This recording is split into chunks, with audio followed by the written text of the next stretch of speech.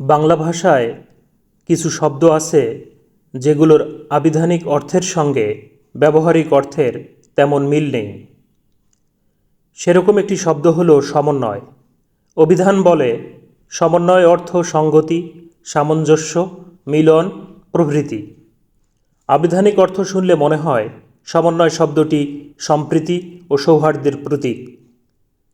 কিন্তু বাস্তবে দেখা যায় যেখানে একটু গোঁজামিল, একটু এদিক ওদিক কিংবা একটু ম্যানেজ করার প্রয়োজন, সেখানেই সমন্বয় শব্দটির ব্যবহার। কোনো কাজ ঠিকমতো না হলে বলা হয় একটু সমন্বয় করতে হবে। বরাদ্দকৃত অর্থ অন্য খাতে চলে গেলে সেটাও সমন্বয়ের অংশ। সমন্বয় শব্দটি এখন অস্বাভাবিক পরিস্থিতি সামাল দেওয়ার কৌশলের প্রতীক হয়ে উঠেছে।